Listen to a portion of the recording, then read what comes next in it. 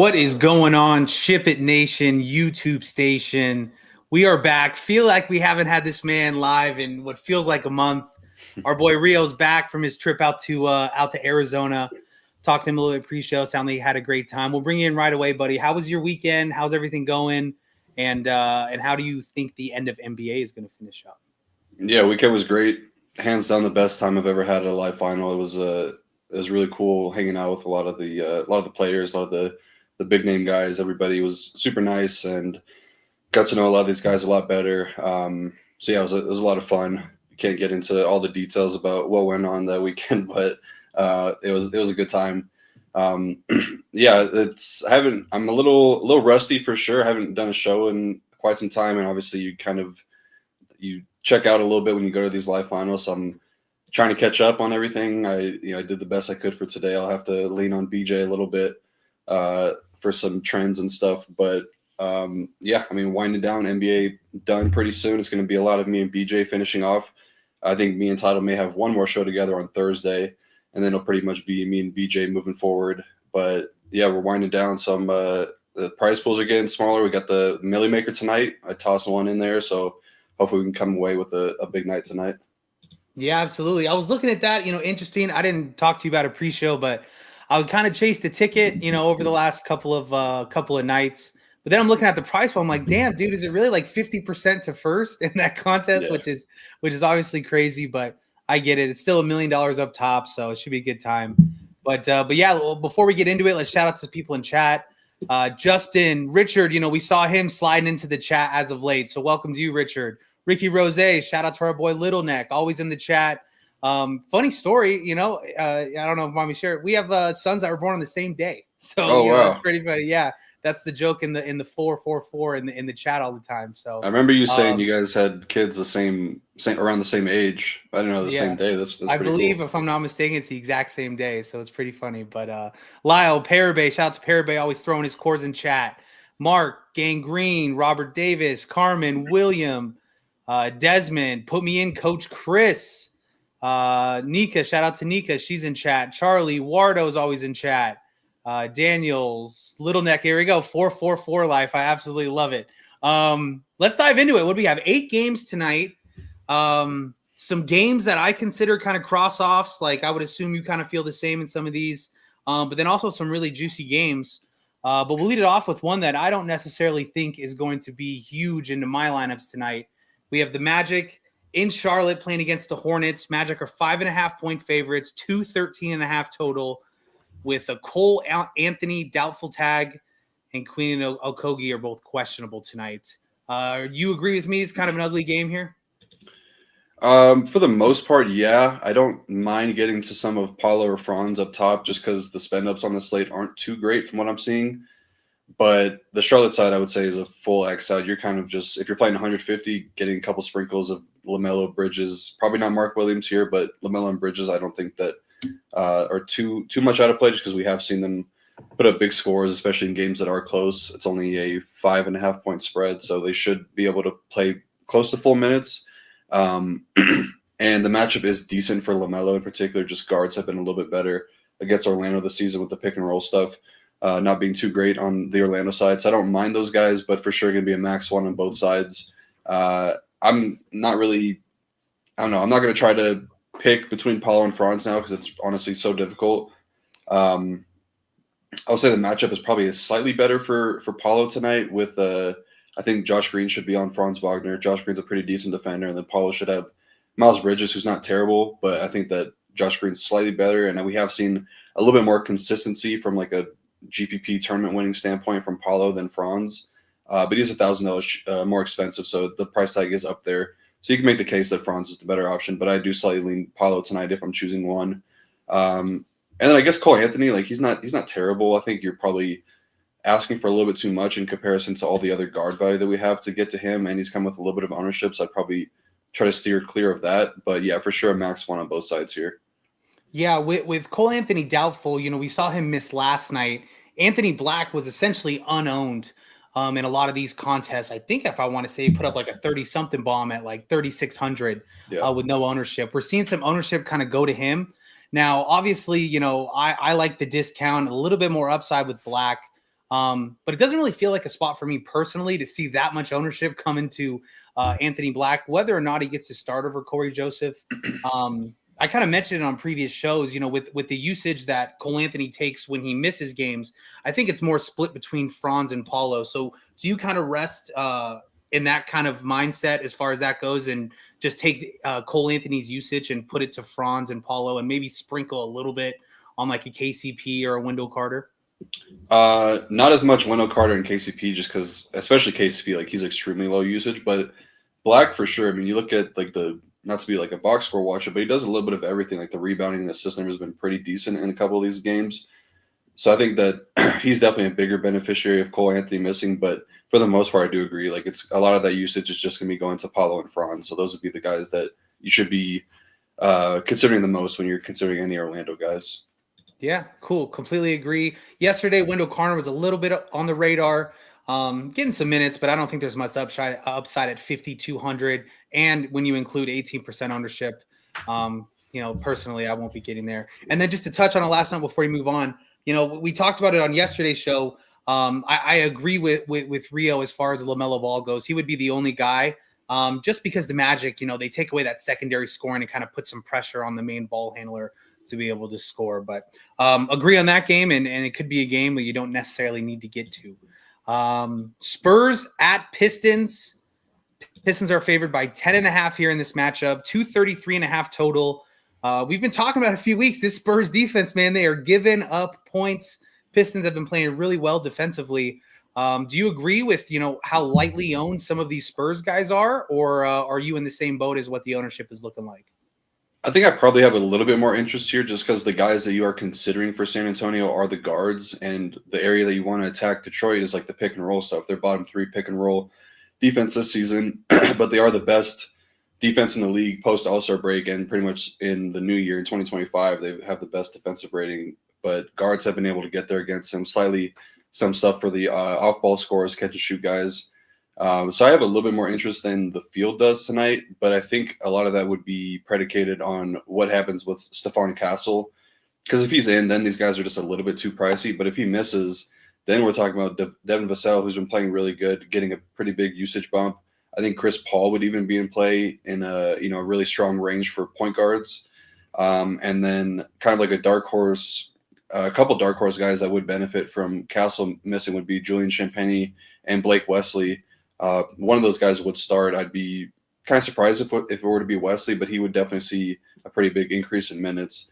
But if Castle were to be in, then I think for the most part, it's a pretty clear X out, maybe just a max 1 or 2 spot for the guards. And I'm just considering the guards, and then some Keldon Johnson, just because he's, kind of the spark plug off the bench, been playing pretty well since Wemby went down. So I'd be okay with him. Don't love it. Don't really have anything to say about the matchup there. And it's kind of the same thing for Detroit. Like if Cade is in, I don't really see how you get to much in this game. Like I think Cade would be a fine option, but he has a calf strain, which is those are always a little bit messy. Like you don't want to mess around with the guys that have that, because those things lead to Achilles tears. If I'm not mistaken, I'm not a physician, so I don't really know, but I'm pretty sure that like that was the same thing with KD when he tore his Achilles. Like he was dealing with like a calf strain the whole time. So I don't know like if I would be expecting him to get like 36 minutes coming off of the injury. But it also could have just been a management tag. Like we don't really know. It was the game against the Pelicans. Zion didn't play in that game, so maybe they're just thinking, let's just give him the night off. But this would also be another night that I could see them giving him a night off. And if he were to miss, then it becomes a lot more interesting, because we saw Malik Beasley and Dennis Schroeder get the start last game for Tim Hardaway and Cade Cunningham. Schroeder played a ton of minutes, and Beasley was kind of this like same when he's off the bench, around 29 minutes. But it was those two young guys off the bench, Marcus Sasser and Ron Holland, that really led the way for them. So those would be the guys that I would definitely be considering. It's nice that Sasser has the point guard, shooting guard eligibility. I think Holland, I definitely wouldn't expect that big of a game again, but it is a good matchup just with the Spurs being one of the worst rim defense in the league. They do play a little fast-paced. So I would think that he can not match that, but he could definitely follow up a pretty solid game.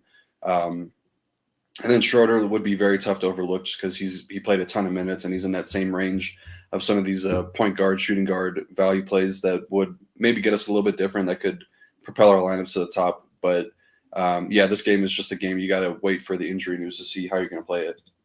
Yeah, I apologize for not letting you know about the injuries. Castle and Cade obviously questionable. Hardaway is questionable, if I'm not mistaken, as well. Let's say Cade is in and Hardaway is out. Would we anticipate Beasley getting the starting spot there?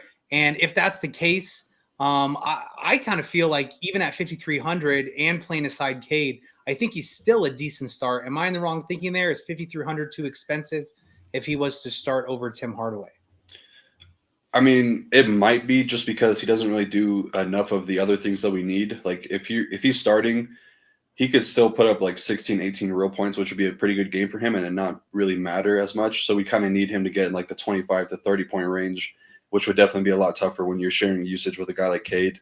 I don't think that he's out of play in particular, but I wouldn't say that he is my favorite play. The only thing is like there's not a ton of great value forward options, so that might make him a little bit more viable. But yeah, I don't really think that Tim Hardaway Jr. does enough outside of just giving him more minutes than to make him much of like a viable fantasy option. Absolutely. And then one more thing on the Spurs side, you had mentioned Keldon Johnson at 4,600 off of the bench. Is there a certain level of ownership for a guy off of the bench that you, once that number hits, you kind of trend to get away from? Like I'm looking at 20% here for KJ. And I'm thinking to myself, damn, off of the bench, I understand he has the upside and he gets the shots. But let's say that number is 25%. Are you more inclined to get away from him and say, hey, this is hopefully the night he doesn't beat me? Or are you kind of on him regardless of ownership? I mean, there's a couple ways to think about it because I'm definitely like a big SaberSim user, and if like the ROI takes into account ownership, and if it gets a little too high and then I end up with like 10-50% of it, then I'll kind of just roll with that. But if I was building like a single entry team, I'm not really too worried about the ownership there. But I do think once we get into like the 30-ish ownership range, it does get a little too dicey. Just because you're kind of, I don't know, you're lapping the field a lot if he busts. Like that's a third of the field that is playing a guy. So yeah, that's kind of my thing. If like for 150 max, if Saber's pushing him at 30% or whatever, 25%, I get like 50% of him, then I'm okay with it. Yeah, love it. And we're gonna get to campaign in the Knicks in a little bit. Let's say Cade is out and Schroeder gets to start. Do you have a preference between campaign Dennis Schroeder? I might lean Schroeder just because he's not really sharing as much usage as campaign is with some of those Knicks guys. Like campaign still has to compete with Karl-Anthony Towns, obviously a super high usage guy. Like Josh Hart does enough of everything else to kind of take away from Payne, and then OG and Mikal Bridges have been kind of taking a lot more usage. So I would probably lean campaign there, but also we just have to see how the projections shake out. Absolutely. All right, moving on. 2 games down. Moving on to what I have not been attacking the Warriors or the Heat much over the last couple of weeks, but we got the Warriors in Miami against the Heat, 5.5 point spread in favor of the Warriors. Curry's questionable and Duncan Robin is questionable tonight. I believe those are the only injury notes we have tonight. 216.5 point total. What are we thinking in this game? Yeah, so I don't really know how bad the Curry injury was. We were actually watching it. I think it might have been Saturday or Friday when the Warriors were playing and he got injured. I'm trying to remember. I think that was Saturday, that was Thursday. That's what it was. And they were trying to get him back in that game apparently, but they just didn't want to risk it. So he might be good to go for this game. I think this is a game that like all of the Warriors guys really want to win just for Jimmy. I think it'd be like a big morale booster getting him out of Miami and then kind of just having his back again, going back to Miami after all the shit. I mean, there's a lot of shit that went down we don't really know about, but obviously it didn't end too well. But I think they definitely want to win this game. I mean, obviously they want to win every game, but this one in particular. So I could see just like maybe a couple minutes extra going to Jimmy just to get him going here. But it's an expensive price tag, and if Steph is in, I'm not really going to buy into the revenge narrative as much, just because you need at like 8.7K, like I don't know, 50 plus from him to really be a viable fantasy option, which is definitely possible. He's done it multiple times, it's just a little bit tougher for him to hit that ceiling when Steph is on the court. But with Steph off, then it gets a little more interesting because we do see a nearly 4% usage rate increase for Jimmy, 26% assist percentage, which is really good for him, and then 10% rebounding rate, 1.3 fantasy points per minute. So definitely a little bit of room for upside there if Steph were to be out. But if Steph is in, it's going to be probably max 1, and I'm probably only considering Steph and Jimmy. If Steph's out, though, I think Pods comes into play a little bit, and that's probably it. Probably just be Pods and Jimmy for me. Miami's. Go ahead. No, go ahead. We saw when Curry missed a few games, they inserted Post into the starting lineup. He is 4K, and he wasn't getting a ton of run. And I know this matchup is a little bit tougher with how good they are, but if Curry is out and Post does find the starting lineup tonight, do you have – I'm sure it's not much interest, but do you have a little interest there, or is that still going to be kind of I'm going to take him out of player pool type stuff? No, I think that he would definitely be interesting just because there's not a lot of cheap center options tonight in the slate. Like, you're going to have to spend your money if you're playing or if you're just looking to fill out that center spot. So, yeah, I definitely think that he would be in play. He's probably the only viable option in that 4K range, I would imagine, right now, unless we get some weird stuff happening later on the games. But, yeah, I think that he would definitely be an option. And he's been playing a lot better in some of the games that I've seen. He's definitely kind of buying into that that offense. I remember when he first got out there, it was kind of like watching a baby deer run or something. He was just trying to find his bearings, and he wasn't really meshing that well with Draymond. But I mean, they kind of struck gold with him just to kind of get off track a little bit, because they were really looking for that stretch big, and like Vooch was the guy that everybody wanted. There was even some talk about like John Collins, which I think would have been a good fit, but Post kind of filled that role, and you don't have to give away any trade assets or pay somebody a ton of money. So they kind of struck gold with him. But yeah, to answer your question, I definitely think he would be a viable option just with the weakness of the center spot in that range. But hitting on the Miami stuff, I think it's a sneaky good spot for Tyler Hero. There was I'm trying to find the beat writer, like the video talking about it, but he was basically saying that his shot profile over this rough patch and this, the losing streak was really bad. They finally got off the schneid and won a game, and he's just talking about kind of getting back to that same shot profile he had in recent years. And I mean, there's still like some upside for him at 8.3K. Like, he's done it multiple times. He's playing a ton of minutes. The matchup is terrible, but I mean, he's going against his old teammates. I'm sure he's got a little bit of added motivation there as well. But I would just be interested to see how the rest of the season shakes out for Hero, just based off of those notes from the press conference. Bam, I hate the matchup. The Warriors have been elite with their rim protection. I think Draymond just matches up really well with him. So I don't love the spot for Bam, and he's coming with a good bit of ownership. I'd probably look to, just change my build around if I'm landing on like an 8.2K forward. I'd prefer some other options, or just changing the build entirely, because I really don't like the spot for Bam here. And then Wiggins is a easy way to get exposure to this game, easy way to get exposure to Miami. 6.3K, really good price tag for him, coming off of a huge game against Charlotte, 42 real points, 60 DK points. We shot the ball great. Was it like 16 for 21? Yeah, 10 for 13 the game before that. So he's just on a tear right now. So maybe he's, there's added motivation there as well. He's obviously got traded for Jimmy, so you can make the case that it's a revenge game for him. But I don't think like Wiggins is not the same level of petty as Jimmy Butler. I don't know if he's I was going to ask you, which revenge do you think is more? I think it's pretty clearly Jimmy Butler. Yeah. Yeah. I mean, even all the stories like Jeff Teague talking about Jimmy Butler at the practice where he ripped off the Wolves jersey, the Wolves logo, and then came in there and beat up on the starters with the bench unit. Speaking of his podcast, that is my favorite. I don't watch the podcast.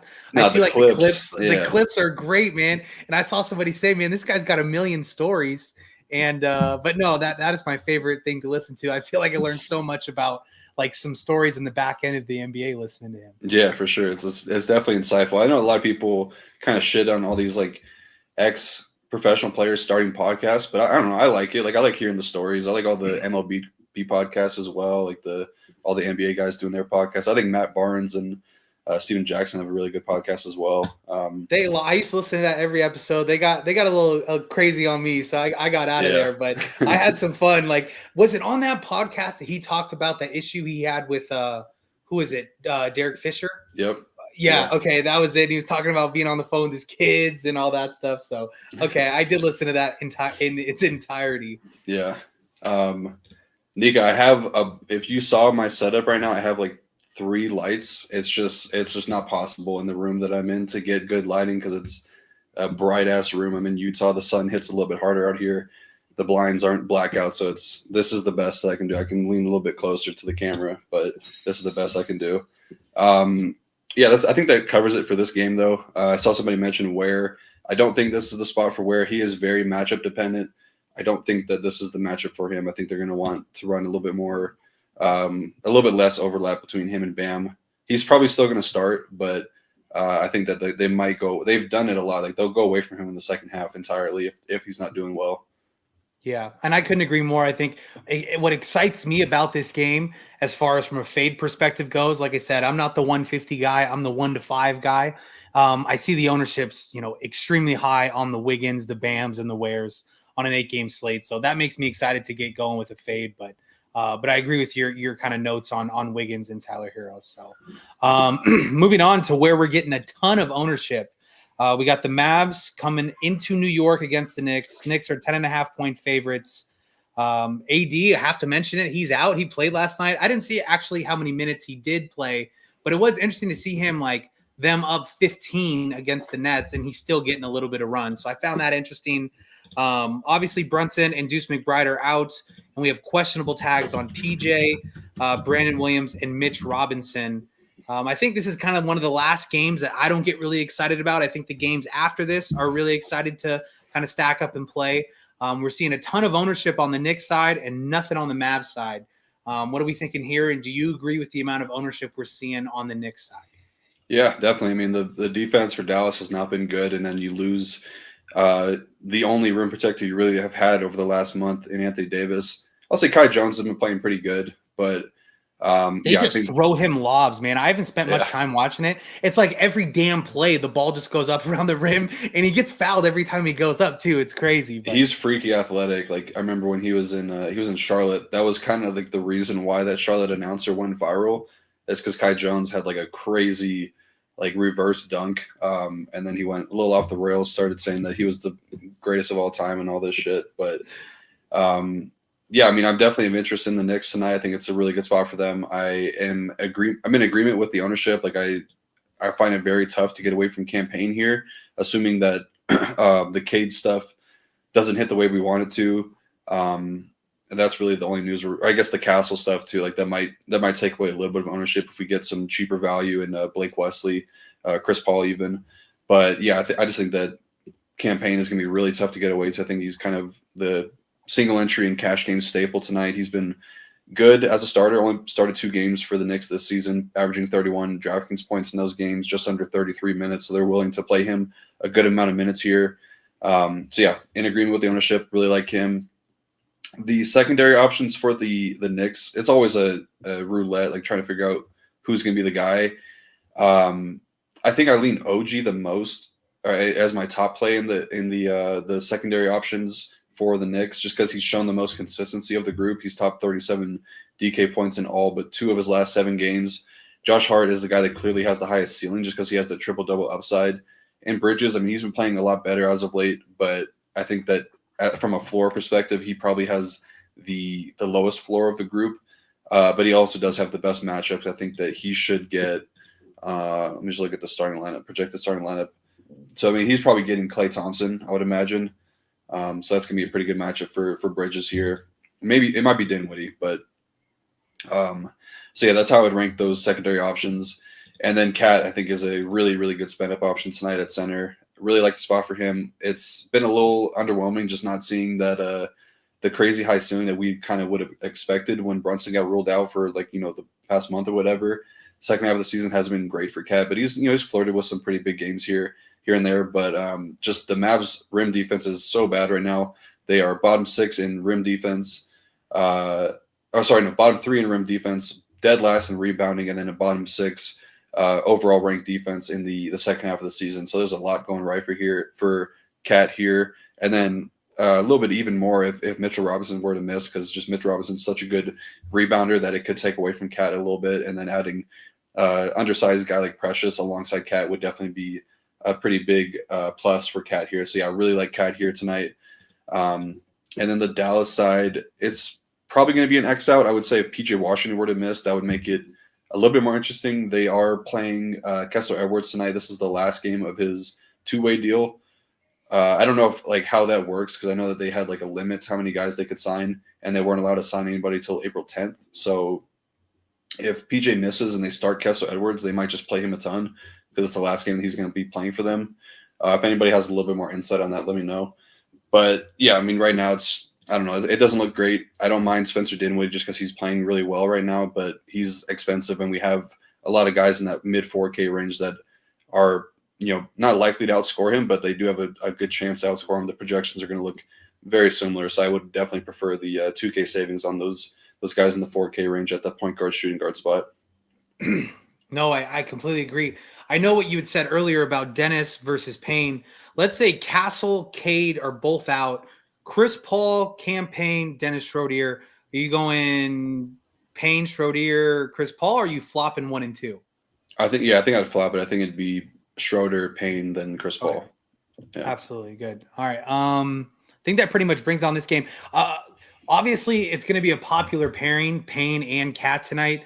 Could you make a case for getting to a third Nick if it's somebody, like an OG, or is 2 going to be the max exposure you want from the Knicks side?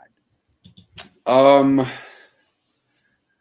don't think I would set a hard rule to make it max 2, but I would probably say like if I had 2 Knicks, then max 1 of the other guys, if that makes sense. Like if I had if 2 of Cat and Payne, max 1 hard OG Bridges. Okay, makes sense. So you could just say max 3. That would make it easier. Yeah, but you're good with the max 3. Yeah. Okay, cool. And we missed it going into last game from our boy Ricky Rose. Let's say Steph is out. I assume this is going to be a Steph out only thing going back to last game. Any interest in Moody with the in price tag? And he's had some good games, but can we get to him on an 8-game slate? I don't think so. I don't know. I mean, it is a better spot for like the off-ball scorers because Miami plays a lot of zone, so that could lead to some more like 3-pointers for a guy like Moody. I don't know. Yeah, I guess I don't really love it or hate it. I think what you're saying, it might be like okay as like a last guy in, but definitely not prioritizing him in builds. Yeah. All right, good. Hey, this is going to be my favorite game on the slate personally. Hawks at Rockets, 8-point spread in favor of the Rockets. We get ourselves a 235.5 total, which is second on the slate. We have some, what would you call them, misprices with somebody like Fred VanVleet on one side. And Okongwu, I still am going to consider him mispriced. It's kind of been going on for the last month or so.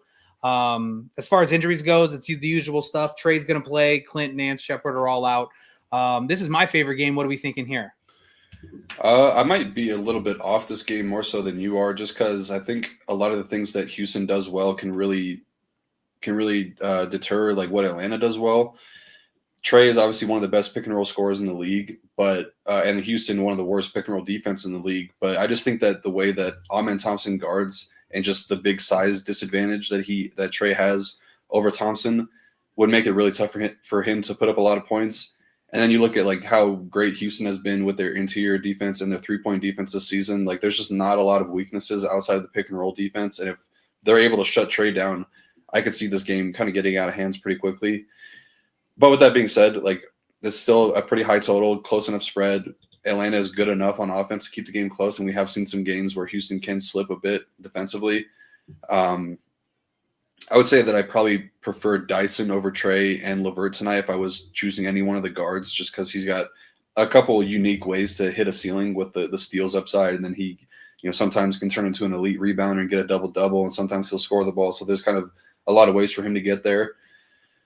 And then Okongwu, I guess, I agree with you. I think he's been playing, definitely outperforming his price tag, but the Houston has been running a lot more of that double big stuff with Steven Adams and Alperen Sengun, which could give him a lot of issues because Steven Adams is just a huge body and he's got a huge strength advantage over basically everybody in the league. But for sure, a younger guy like Okongwu, I think that could be a slight mismatch there for Atlanta. So I'm not too high on the Atlanta side. I'd love to hear where your thoughts land on that. But for the Houston side, for me, definitely a side that I want to get to. Atlanta's been decent. They've been a little bit better in comparison to the season average in the second half of the season defensively, but they still allow a good amount of rim points and transition points. I think that Sengun is in a pretty good spot here and not really that, not getting too much ownership. 9K price tag is a lot more comfortable than we're seeing him like a couple weeks ago in the 9.7K range. Coming off a triple-double, played 40 minutes last game. they've been running that double big lineup a little bit more to kind of hunt some of those mismatches. So I think that will definitely play well here for Sengun. But the minutes are starting to come up a lot, which is always the worry with playing a guy like Sengun, because we've seen some of those games where they just won't close with him. Played 22 minutes against Philly, 25 against Dallas. Like, the minutes can definitely come down if he's not playing well. But I think that this is a good spot for him. So yeah, I like Sengun a good bit as a spend up. I think Amen and Tari are okay, kind of for the same reasons. The transition defense has not been great for Atlanta this season, and that's where you kind of want to fire those guys up. But yeah, I mean, Amen is kind of back to full after coming off the 2-week injury, ankle absence. But yeah, I definitely just think that if you're considering the secondary guys, it'd probably be Fred VanVleet. It's just a really good price tag for him. I know that Wardo posted something in Discord earlier saying that his usage has been way down.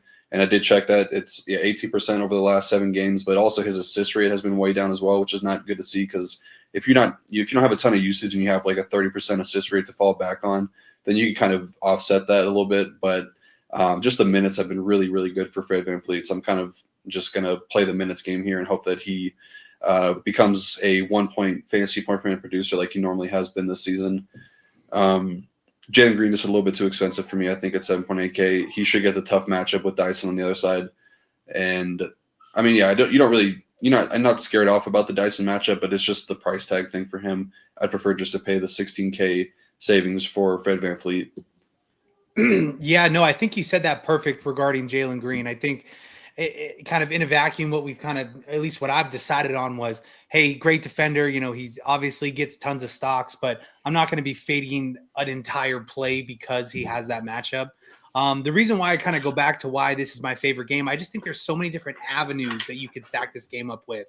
I think if you believe in the Fred VanVleet stuff, getting the minutes, at the lower tag, you could obviously go there and then make it really easy to get a second Rocket with one of your favorite Hawks on the other side and get exposure to what, we're looking at a total of 235.5 with the next game with Grizzlies and Jazz. And I think both of these teams have a better potential of outproducing that number than like the Jazz and the Grizzlies do with no jaw. So I just think you can go any way you want to. I think if you agree with the Fred VanVleet stuff, you can get him and pair him with Tari, pair him with Amen, run back a Trey or a Kongwu, a Levert off of the bench. And then kind of to the same note, if you aren't in love with the Fred VanVleet stuff, you could get away from that and go like an Amen and Atari, whatever it may be, and kind of mix in either one or two Hawks on the other side. But I think you said it really well. You are playing with fire with this matchup against the Rockets, but I just see Trae Young, and I don't want to consider him matchup proof, but I spent so much of the season trying to get away from him.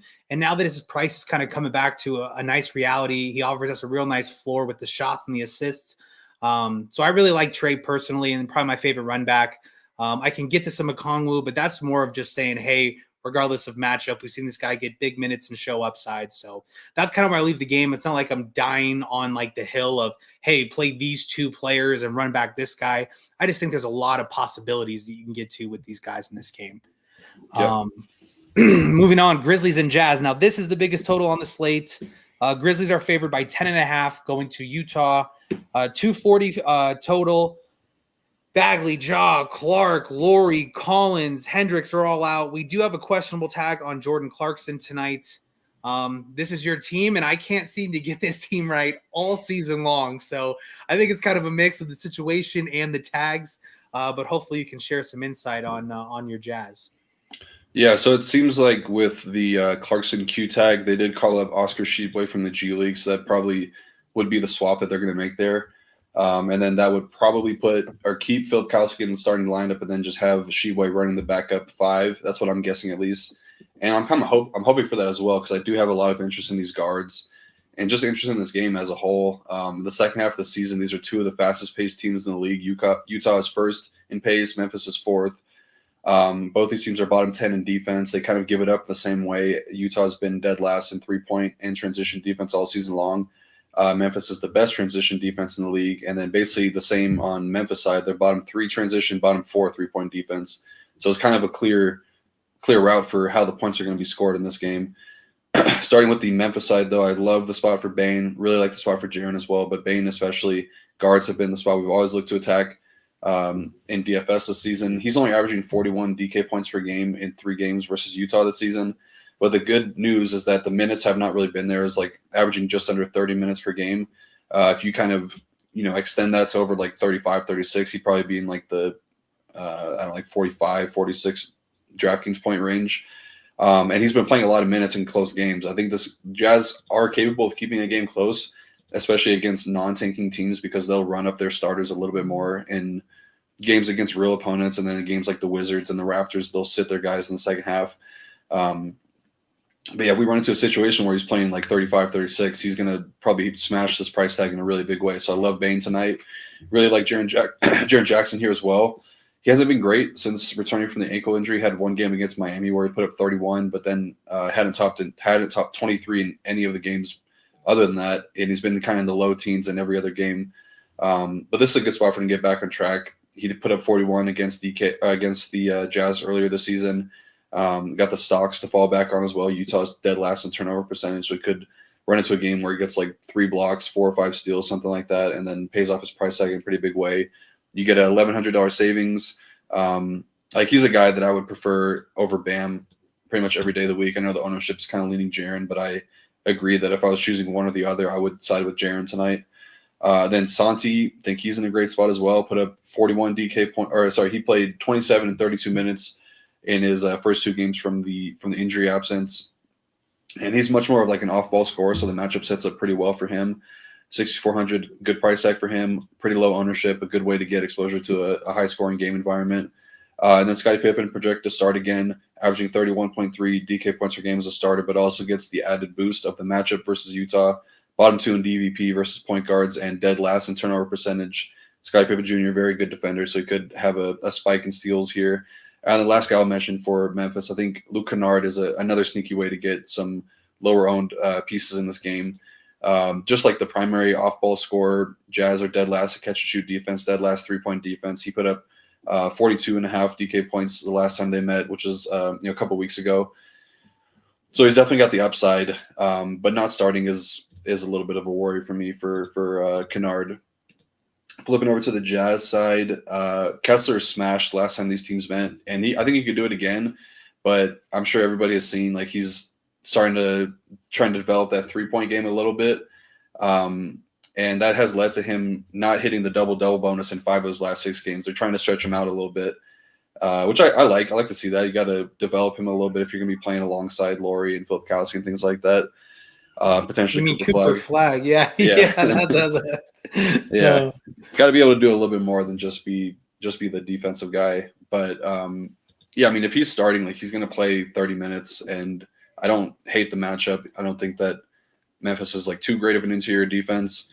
But yeah, it is just a little bit worrisome that they're trying to they're just letting him launch away from 3 right now. It's a good matchup for 3-point shooters if you think that he could, maybe run into a spot where he makes 2 or 3 tonight instead of 1, then that'd be okay. But yeah, I think the guards are kind of where I want to get most of my exposure to this game on the Jazz side. And I do prefer Keontae and Sexton. Like I said at the top of this game, like they're going to allow these guys to play deeper into the ball game just because they're probably going to lose regardless. So might as well let these guys run up the minutes a little bit. Yeah. When you look at a total like 240, we may have talked about this in the past. Maybe some guys have missed it. When we're staring at a 10.5 point total, personally, 10.5 is going to be so different in a 240 spread versus like a 215, 220 spread. Do you fall into that boat too, or do you not take Vegas spreads into consideration as much when building lineups? No, I definitely do. I think that 10 is like that's close enough to where you can get full run from these guys, because we've seen spots before where they're like a team will backdoor the 10-point spread. Like it'll be 8 minutes left and Utah can cut the game to like 6 and then be down by like 16 by the time the game's over. So I don't really consider that too much, but definitely when we get like a high total like this, it definitely kind of perks my ears up, and it makes you want to get some pieces of it. I forgot to mention this as well. Like the Memphis low-key has like a lot of guys out, so they might run it a little bit tighter. Just to kind of make it, like maybe we do get a spot where Bane plays 35, 36 and Jaren plays like 33, 34, just because they are very thin right now. Yeah, that's an interesting kind of thought, because we're so used to these guys getting spread out that, right, you lose these guys and you just let them run minutes in a high-paced matchup. So, no, I agree with everything you said. I really like Bane. JJJ or Triple J has been my arch nemesis of the season, so we're probably gonna go back to war tonight and find him in a roster of mine. But no, hey, moving on, Cavs and Blazers. I'm sorry. I saw 2 questions in the chat that we missed last time out. Going back a few games, Cat or Şengün for you? Yeah, give me Cat. I know that the minutes are going to be there for Cat. Yeah, and like you said, great matchup. Mavs are just giving up a ton of points at the rim. Yeah. And then, kind of a boy Richard shout out, Dinwiddie over Fred VanVleet. Would you agree with that at essentially no ownership, if I'm not mistaken, going to Dinwiddie? I don't, but I understand the argument that can be made there. He's been playing really good. Also, like there's like ToeTagger and Brandon Williams, which is kind of big just because they don't really have a ton of guards that can handle the ball behind Dinwiddie. It's like Najee, Hardy, and then some Max Christie that are splitting some of the handler minutes. So I understand it, but I do prefer Fred VanVleet. Great. Love it. Cavs, Blazers. We have ourselves Cavs only favored by 6.5 in this matchup. Obviously, they're missing Donovan Mitchell. 230.5 or 230 total. No D Mitch. Obviously, no Ayton, no Robert Williams. Banton is questionable, and Grant is doubtful tonight. Interesting to see that spread so tight. Are we going back to the Garland and Mobley train? Before you even start, these ownerships, they're going to be a little off. We're going to adjust these post-show. But are we going back to the Garland train tonight? Oh, yeah. Damn, ownership's all over the place right now. Yeah, I think so for sure. Blazers, I got to give them a lot of credit. They've been playing really good basketball. I don't think that it's really like the win-loss column doesn't really reflect how good they played this season because they've been one of the better defenses in the second half of the year. But yeah, I agree. Like the tight spread, decently high total. You got the injury news on both sides of the game, but definitely the Cavs side, which will make it a lot more appealing from a fantasy perspective. But yeah, I'll be going right back to Mobley, another guy that I prefer over Bam at a similar price tag, and definitely Darius Garland as well. The matchup for Garland could be really tough, though. I'll talk about Toumani Camara a ton. Like he'll definitely get that assignment, but the role is just so good with Mitchell off the court this season. 31% usage rate, 34% assist percentage, 1.3 fantasy points per minute, averaging 46 DraftKings points per game without Donovan Mitchell this season. He always finds a way to get there. Like he's going to backdoor a 50-point game one way or another. Like doesn't matter how. What did he have in that Brooklyn game? Like 19 real life in the fourth quarter or something? I think it was 23 or something, like 21, 23. Yeah, it was one of those like 19, 21, 23, something like that. And I remember we talked about that a lot. It felt good. Everybody, that's so funny that game sticks out, or like that slate sticks out through a whole season. But we were kind of on the same boat, not even talking that night, and that's why I was all jacked up. Like this could be a fun win. Yeah. And everybody was below expectation, and they all got there and destroyed us pretty quick. But fun night. Yeah, and I mean now we're paying a premium for him. I would say the matchup is tougher than all of those games that we've seen from him. So like you could definitely make the case to fade him. I see our guy Kid Kobe in chat saying he's going to get locked up by Kamara. Definitely could see that happening here. But just the role, I think, is going to be tough. Like I don't know. Like I don't really have a strong take if he's like a single entry play, but the upside is clearly still there for him. So I'm okay with him. But I do agree the matchup does worry me a little bit. But Mobley going to have a lot better of a matchup here as well. He's going to have Denny on him, I believe. I think that's how they'll run it. But he's averaging 54.4 DK points per game without Mitchell this season. 3% usage rate increase, so decent role change for him. So I like him equally, if not a little bit better than Garland tonight. And then dropping down, I probably won't play the Strus, Hunter, Allen guys. I think I'll just drop down to Ty Jerome. He can act as like a pivot off some of that chalk in that 4K range. I think throughout the night, his ownership might come down a little bit. But I mean, he's got like elite numbers with Mitchell off the court this season. Plus 5% usage rate increase, 28.5% usage rate, 26.5% assist, and 1.37 fantasy points per minute. I think if Lil Neck was still here, he would say that he definitely quantifies as a pretty good value option tonight, averaging 30.5 DK points per game without Mitchell this season, but just 24.5 minutes. So the issue is that the minutes won't really be there, but they'll run him up if he's playing really well off the bench. So, yeah, I do like Ty Jerome a good bit here. And switching over to Portland, it's pretty much just Denny and Sharp for me. Denny's just been playing so good right now. He's averaging 47 DK points per game this month, right around 36 minutes per game, but it's kind of been increasing over the last couple weeks. Tough matchup with Mobley on him, but he did put up 62.5 in the game against Cleveland earlier this month with a triple-double. I think that was his first game after the injury in Washington as well. So yeah, he's kind of, I know he's shown to be a little bit matchup proof. Like he's getting it done against some really tough opponents, and he's just on fire right now. So I think you kind of just lean into it. Hope this game stays close. Hope that it's high scoring. And then yeah, Sharp over Simons for me. I think Simons will have Okoro on him. I think Okoro is a really good defender, just terrible offensive player and terrible DFS player. But yeah, for that reason, I think if Sharp is guarded by Strus or Darius Garland even, that'd be a really good spot for Sharp. And he's been playing really good. They're running him up a ton of minutes right now with Jeremy Grant being sidelined for basically the rest of the season. And 6.5K is a good price tag for him. $100 more expensive than Simons. Pretty much a quarter of the ownership and only $100 more expensive, or the same positional eligibility. And then Kamara, I think you could definitely consider him as like a mid-tier dart throw, low ownership. Another way to get exposure to this game with not a ton of ownership following it.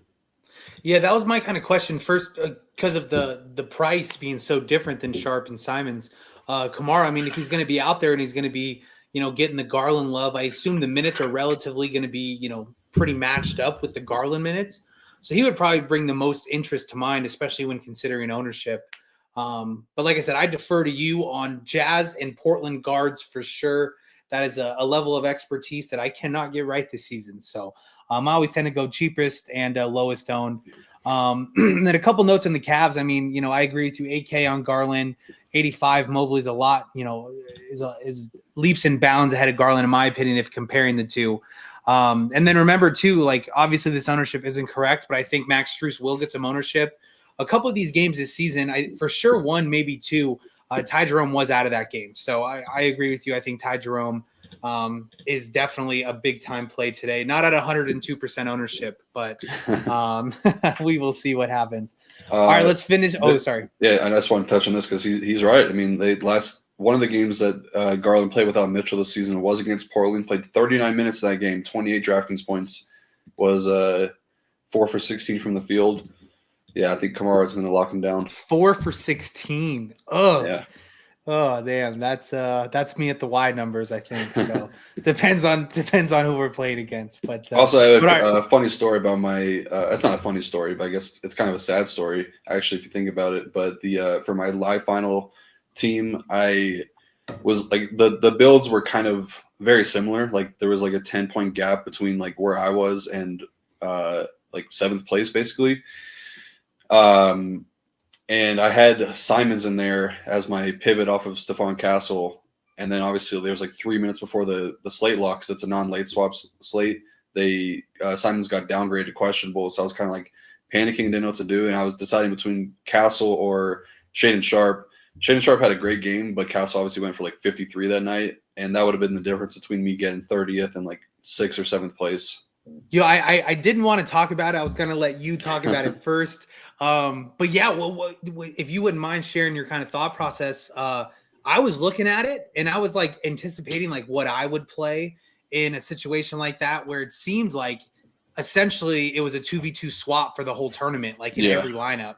Well, I mean, you had Sohan at like 75% ownership. You had guys like KJ Simpson. I think he got it close to 60. Yeah, he was like 54. I think Nurkic was 67, something like that. Yeah, so in that situation where what the block of players is going to be, I thought it was a real Sharp play who you had, slide it in Sharp, but that's essentially what you're building for, right? A 2v2, maybe a 3v3?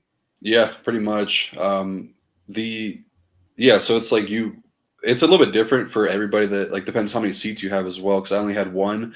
So it's either you like go all in and play off the board, or you just kind of you play a little bit smarter. You get the chalk value in there, and then you kind of find if anything like a different roster construction to kind of shoot your lineup up a little bit. My swap was basically going Sharp and Tatum versus Cade and Castle, and it looked like it was going to be really good. I got good ownership on Sharp. And then good ownership on Tatum as well. He's only 24% against the Jazz. I was curious about that. What was Cade, like 58 or 54? Cade was 52, I believe. 52. Yeah. And then, I mean, Tatum had 30 after the first quarter. So I was like, oh, I'm cooking right now. This guy's going to go for 65 at least. Finished the half with 30, and then finished the game with like 44. So I got screwed there. But Yeah, I mean, Yeah. I'm not. I have no regrets with the way that I played it. Like I played it exactly how I wanted to. It's just you can't dictate the outcome. Yeah, no, and like you said, the jumps, the live final jumps. I've only been to one, so I'm not. You've been to plenty, and you're gonna go to way more. But there's nothing like those live final jumps where you got your name on the TV, and all of a sudden you blinked, and now you're winning like $150,000 more. But no, I really enjoyed watching you and sweating you that night. So I really agree with the build. So if we ran that a million times, I'm sure you get better outcomes. But yeah. All right, finishing up here. Thunder in Sacramento against the Kings. 10-point favorites here for the Thunder. 232 total. We got some injury stuff. I mean, Chet, Jalen Williams, our boy Doug McDermott. I don't believe we have news on Monk yet. I have him as questionable because I was kind of waiting to see what happens. Underdog had him at a TBD, but they're all questionable. I mean, that's some pretty big news with Jalen Williams and Chet as questionable. I think this game changes a lot if both these guys are out. Yeah, for sure. It's it's honestly really hard to talk about it because I just don't really know how they're going to play it. But yeah, Malik Monk did get he got listed questionable as we're on the show maybe like 10-15 minutes ago. Okay. But yeah, Jalen Williams has been out for a few weeks now, I believe, with the hip injury, and then Chet missed last game, I believe. And then we got questionable tags on Kaysen and Aaron Wiggins. So that was the new stuff. That's my bad. Yep. I don't think that really matters too much because then you're just talking about like Isaiah Joe and Caruso getting a little bit more run, but probably not enough to be viable, I wouldn't think. But the Jalen Williams and Chet stuff is big. Obviously, SGA sees a huge spike in his usage and his fantasy points per minute with Chet and Jalen Williams off the court, but more so with Chet. So if Chet misses, I have a little bit more interest in SGA tonight. But as it stands right now, I don't think that I really want to get to too much on OKC, regardless of the decently high game total, the spread being close enough. So yeah, I'm kind of on the X out train, and then I'll just try to save him as many spots as I can, and hope for that news. But it's really like you're not really getting like 4 or 5 guys in that Cleveland Portland game, and then being able to swap to OKC Sacramento. So kind of just hoping we get news earlier throughout the night, and then we could play it out that way. But yeah, Sacramento, these guys are too expensive for me. I don't love the matchup. If Monk were to miss, then you get a really big minutes ceiling on Keon Ellis, but he's also competing against some really good value options. So I don't really think anything is going to change on the Kings side. So it's kind of an X-out game unless we get the news with OKC about some guys getting ruled out. Like if we get that news at like this would be for what set of games? I'm trying to look. What it'd have to be like the 5 Memphis o'clock Utah game. Yeah, Memphis Utah would probably be the last because that would have your plays if you don't have news, I would assume. Yeah. So yeah, no, I mean, I completely agree. I mean, in essence, I mean, if we did get the news earlier, I mean, Chet and Jalen miss. I would love me some 7K Hardenstein. Yep. But then additionally, waiting on the Monk stuff. I mean, obviously we're going to get a bump to Levine and DeRozan. I think it's a smash DeRozan at that spot over Levine for me personally. But I think you put it well. I mean, all the Kings guys are overpriced. You can't make a move, and same go for the Thunder. It is interesting to see Shea at 11-2 still be 20% owned through 8 games. But, I mean, I get it with the hope that Jalen and Chet do miss. So, yeah. Well, great, man. Hey, that wraps up our 8 games here. I did see this question here from Andrew. Going to that game, I think, maxing myself would be 2 aside. I think the prices, we don't have, some great value that I feel comfortable. I mean, obviously, in different situations, we'll take the Knicks game, for example, where it makes it a little easier to get multiple guys because you have a mid 4K or a low 4K type guy you can get to. I mean, if your roster, is able to get to it, I would, from the Grizzlies side, I'd take, like a Scottie Pippen or a Luke Kennard and max him with between Bane and Triple J. And then going to this Jazz side, I think, if you get news on Jordan Clarkson being out, then you're able to kind of go multiple guards or one guard in Kessler. Would you agree? Are you going to go more than 2 and 2 in that game? I could do 2 Jazz and then 3 Grizzlies pretty easily, I think. It'd be one of the guards in Kessler and then one of Bane and Jaren, maybe both, Scotty, and then or maybe it'd probably be one of Bane, Jaren, Scotty, and then Santi. Okay. Yeah, Santi too. That's my bad. I'm just 6,400 if I'm not mistaken. So I got to dive back into that and see that. But hey, man, it was a pleasure having you back. I'm excited for the next couple of weeks of NBA. I think what we talked about pre-show, and we'll obviously let you guys know what happens, but it's going to be kind of schedule dependent about how these slates and games break out as the season ends. But yeah, so we're excited to get it going. I'm not going to pull a ham on you and have you, pick a 6X play or whatever, but do you have any final thoughts to kind of leave us before we all meet in the Discord here in the next couple minutes? No, not really. I think I kind of made it pretty clear where I'm going tonight. I think the Memphis-Utah game is the one that's exciting me the most. And then I like the spend up center spot tonight, mainly Cat and Sengun. So I'll just try to narrow it down tonight. I got one in the millie tonight. I know somebody asked earlier. I got one in there. So it's always, don't want to get too much information overload. Try to narrow it down as much as you can and just make the slate easier for you. So that, probably fading first 2 games, possibly, depending on the news. Love it. Like I said a couple weeks in the Discord, don't get too cute, but yep. I love it. All right, fellas, appreciate you guys watching. If you haven't liked or subscribed yet, click that button. It really helps us out. But most importantly, good luck in your contest tonight, and let's ship it.